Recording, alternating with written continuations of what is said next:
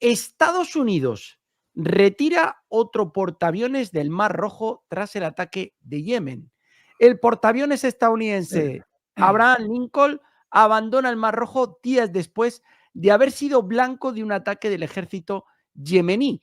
El Instituto Naval de Estados Unidos informó el lunes que el Abraham Lincoln abandona la región de Asia Occidental después de ingresar al área de la séptima flota de Estados Unidos.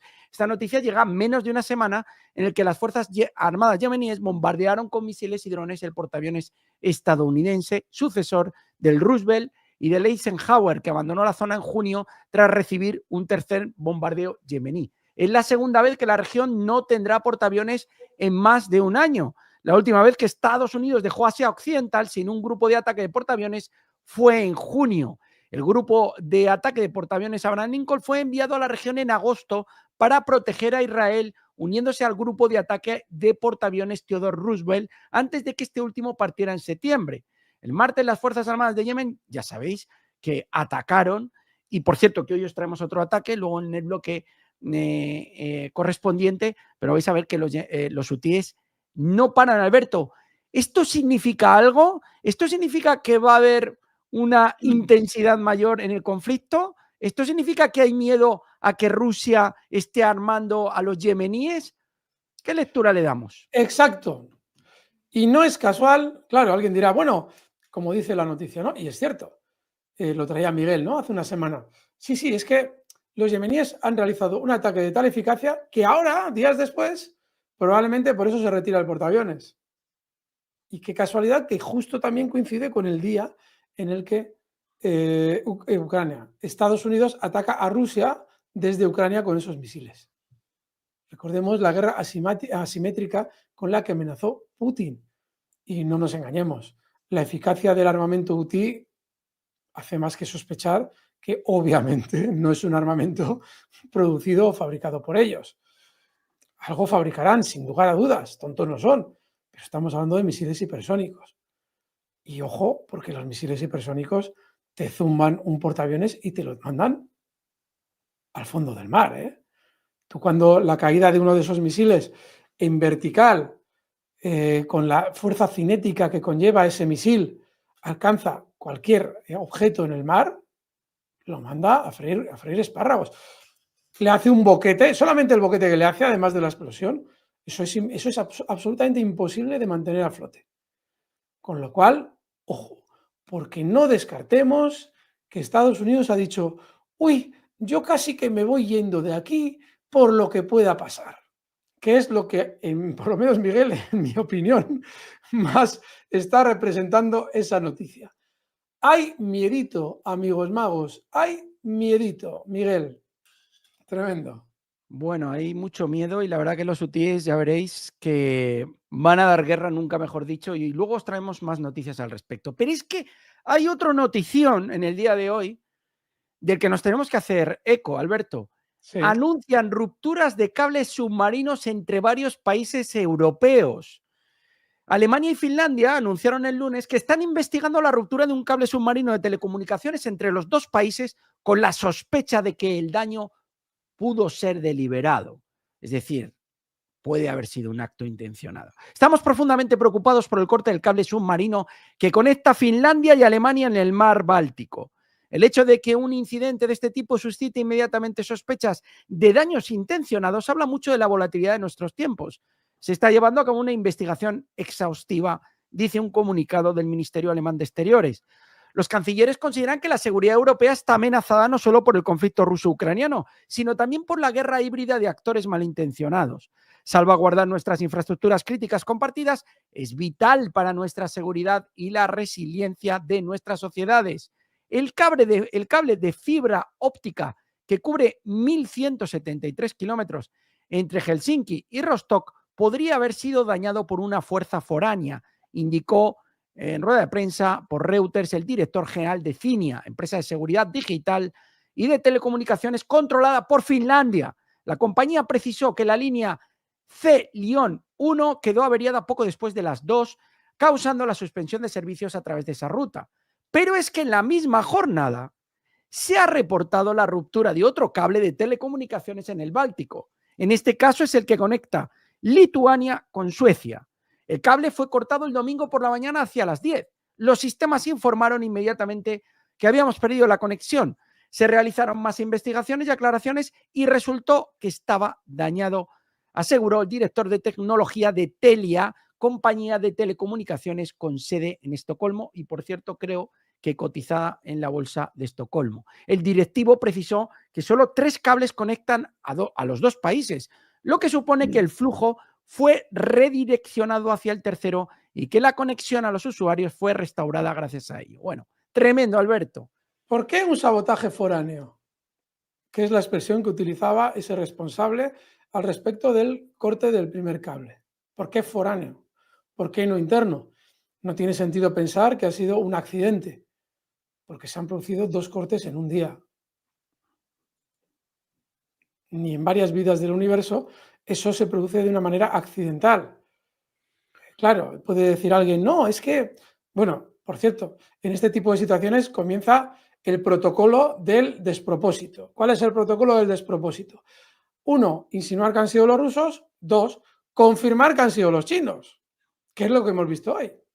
Todo el día insinuando que habían sido los rusos para luego decir, no, ha sido un barco chino que ha saboteado las líneas. Hoy hemos escuchado de todo. Como pasó con el Nord Stream, que recordad que habían sido los rusos inicialmente. ¿No os acordáis? Bueno, pues habían sido los rusos, era muy evidente que habían sido los rusos pidieron una investigación y luego nos enteramos por un periodista estadounidense que habían sido Estados Unidos. Y aquí surge un problema, y es que lo hemos comentado sutilmente durante los últimos meses. Se necesita generar en los países que vamos teóricamente a lanzar contra Rusia, se necesita generar un ambiente de hostilidad, un ambiente de fragilidad. Nos atacan. Alguien en un momento determinado es capaz de imposibilitar que accedamos a Internet. No es un ataque especialmente estruendoso, pero es un ataque que ya veréis cómo no se va a quedar en eso. Iremos viendo durante los próximos meses más sabotajes de este tipo. ¿Quién los está llevando a cabo?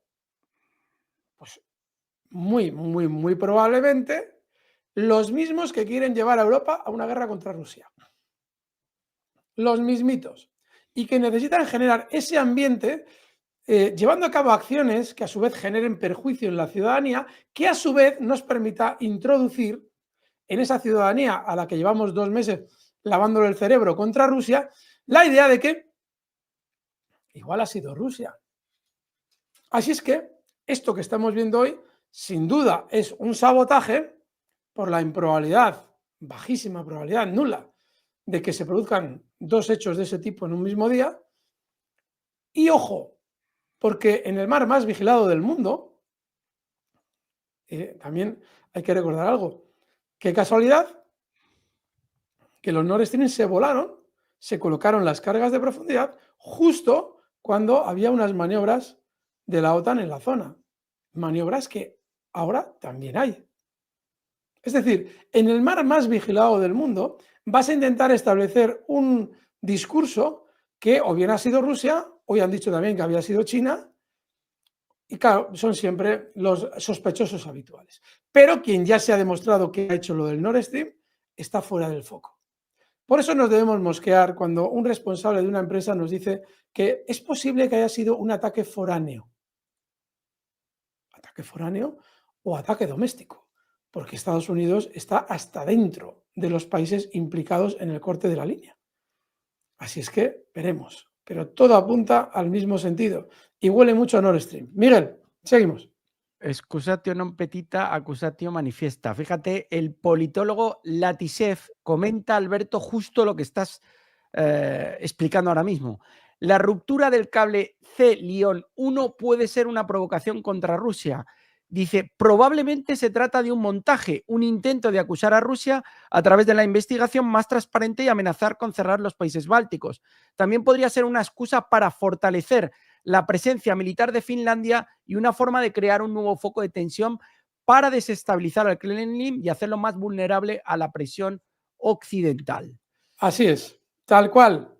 Esa es la intención, ir introduciendo poco a poco en la ciudadanía que Rusia sabotea a Europa. Recordemos que queda muy poco tiempo para intentar generar una escalada y que Europa tiene que justificar más gasto militar. Con lo cual, cuantas más acciones de estas, que veremos más, amigos, veremos más, cuantas más se produzcan, mejor para el establishment, para esa élite globalista. Y por cierto, hablando de distraer atenciones y de falsas banderas, Mike Thompson, en un comentario destacado, nos pregunta, ¿qué tienen en común un mago y una falsa bandera? Y dice, ambos saben cómo hacer que todo el mundo mire al lugar equivocado. Operación psicológica permanente. Muy de acuerdo, querido Mike Thompson, amigo del canal. Muy de acuerdo. Una operación psicológica permanente, siempre generando una sensación de que algo puede pasar, mantener a la ciudadanía traumatizada con un miedo, Putin es malo, hay que reaccionar, y luego les das la solución, que es justo la que tenías preparada antes de provocar el trauma. Interesantísimo. Miguel, vamos con más. Bueno, vamos a seguir, porque traemos de nuevo a Zelensky, que ha dicho que hay que obligar a Rusia a poner fin al conflicto en Ucrania. El jefe del régimen Zelensky pidió al presidente ruso Putin que se implique en la resolución del conflicto en Ucrania por la fuerza. Zelensky lo anunció en el canal de Telegram. A él no le interesa hablar de paz. Debemos obligar a Rusia a una paz justa por la fuerza. Hay que tener jeta, Alberto, para decir esto. Zelensky Sí, afirma que el presidente ruso supuestamente no está interesado en una solución pacífica del conflicto ruso-ucraniano y quiere que continúe. No, el que quiere que continúe eres tú, que no ves la realidad de la situación en el frente. absolutamente. Y desde luego que no pasa día en el que suceda algo en la guerra de Ucrania y acto seguido no aparezca Zelensky a mandar un mensaje, en este caso ridículo. Obligar a Rusia a poner fin al conflicto, oblígala. Vete de Donbass, renuncia a la entrada en la OTAN y acepta una desmilitarización. Fin del conflicto. Le has obligado. ¿O crees tú que Rusia va a seguir dejando morir también a sus soldados en el frente ucraniano? Claro. Borrell dice que el permiso de Estados Unidos a Kiev para atacar al interior de Rusia cumple con el derecho internacional y además ha criticado el cambio de doctrina nuclear de Rusia. La disuasión nuclear es algo que ahora rechazamos por completo. Condenamos cualquier referencia a armas nucleares, dijo Borrell, y añadió que la Unión Europea condena y percibe como llamados completamente irresponsables a una guerra nuclear. Ya sabéis, cara A, el conflicto Rusia-Ucrania, cara B, el conflicto en Oriente Medio. Alberto. Sí, y además mete la pata, porque no respeta el derecho internacional. De hecho, en Ucrania no se ha estado respetando el derecho internacional durante 2 años. Si tú vas a apoyar un país, debes tener un acuerdo previo de asistencia militar que todo el mundo conozca. ¿Por qué Rusia firma un acuerdo con Corea del Norte y dice al mundo, hemos firmado este acuerdo y este acuerdo conlleva esto y esto? Porque está respetando el derecho internacional. Está diciendo a todo el mundo, oye, cuando veáis los cambios que se van a producir en la relación de Corea del Norte y Rusia que van a afectar a la guerra, no os sorprendáis. ¿Qué es, por el contrario, lo que acaba de hacer Estados Unidos? Sin decir nada, atacar a Rusia desde Ucrania. Eso vulnera el derecho internacional. Declara la guerra y ataca. No tiene, que sepamos, ningún acuerdo oficialmente firmado con Ucrania de defensa mutua ni tonterías por el estilo. Es decir, se llevan pasando por el arco del triunfo el derecho internacional la OTAN desde hace 2 años.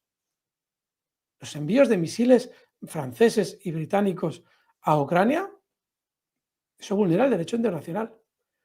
Y si que alguien quiere ver cómo hay que actuar en el derecho internacional, mira cómo lo está haciendo Rusia.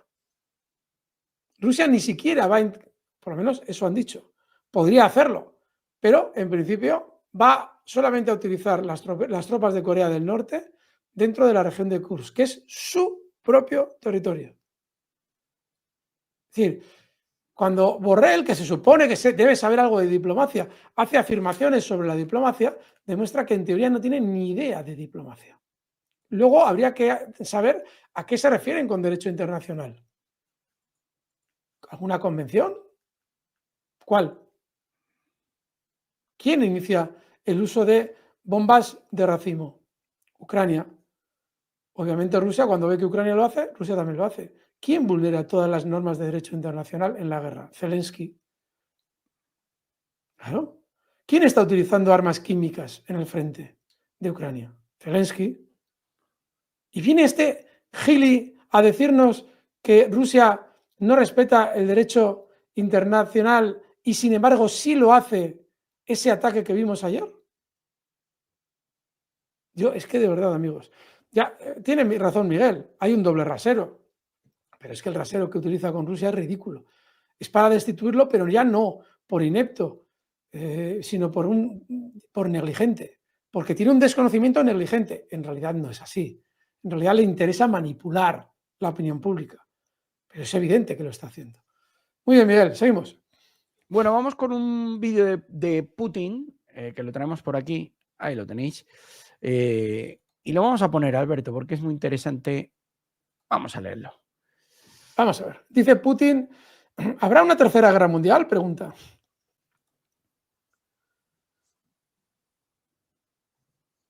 Y responde Putin.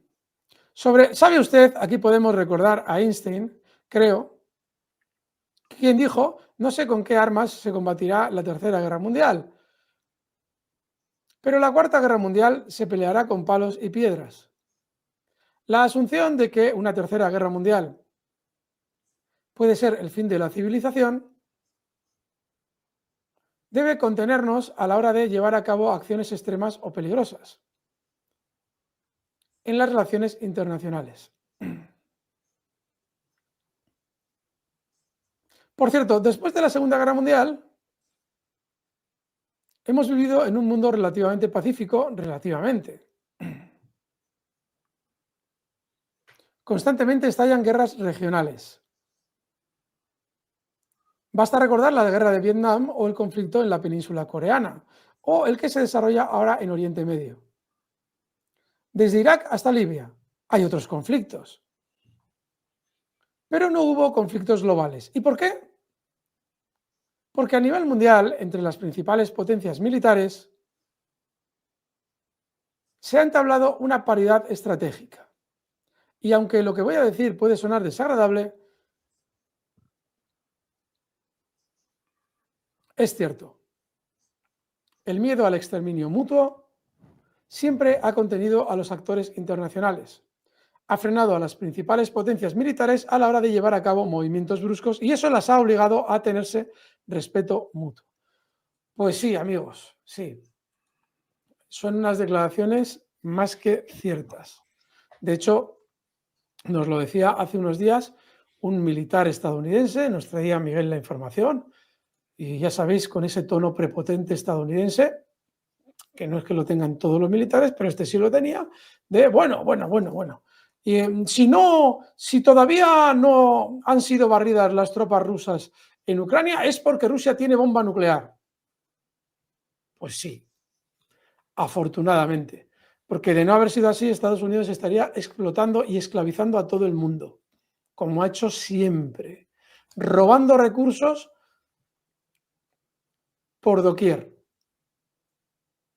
Es decir, al mundo a día de hoy le salva que en su día Rusia logró la bomba atómica en un tiempo razonable, antes de que le diera tiempo a Estados Unidos a dominar a la Unión Soviética. Así es que, por suerte, es lo que dice Putin. Miguel, continuamos. Bueno, vamos con Mark Rutte, secretario general de la OTAN, explicó la posición de la OTAN sobre los ataques con misiles de largo alcance en el interior de la Federación Rusa. La posición de la OTAN sobre permitir que Ucrania ataque profundamente el territorio ruso no es de carácter general y por lo tanto, dice Rutte, cada país de forma individual, cada país que forma parte del bloque puede tomar sus propias decisiones sobre este tema. Así lo anunció hoy. La OTAN ha declarado en repetidas ocasiones que cuando los aliados de Ucrania le suministran armas no deben imponer restricciones a su uso. Sin embargo, tomar tal decisión sigue estando en el derecho de cada país que suministra ayuda, comentó Rutte a los periodistas en Bruselas. En fin, pues sí, lo que dice es cierto, pero ya vemos que según Rutte deberían dar permiso para atacar Rusia. Ya se está posicionando claramente como Borrell. Lamentable, Miguel. Seguimos. Sí, tiene un poquito de sesgo y se le nota, Hombre. evidentemente. Bueno, vamos con la siguiente. Evidentemente, las bases de la OTAN se han convertido en objetivos rusos debido a la decisión de la Casa Blanca sobre los misiles ATAC-MS. Esto lo comenta, dice Stephen Bryan, ex asesor del Pentágono, ha comentado que las bases de la OTAN ahora son un objetivo. Bryan calificó de errónea la decisión del actual presidente Biden y según él la situación tiene ahora muchas posibilidades de complicarse. Rusia podría atacar bases estadounidenses y bases de la OTAN fuera de Ucrania. Advirtió que el uso de misiles estadounidenses no va a ayudar a Kiev a cambiar el curso del conflicto ucraniano ni su resultado.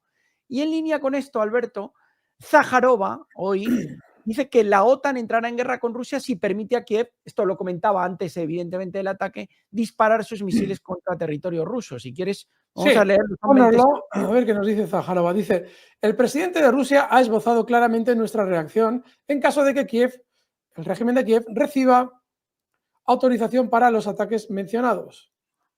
Consideraremos esto como una entrada de facto de los países de la OTAN en un conflicto armado directo con Rusia.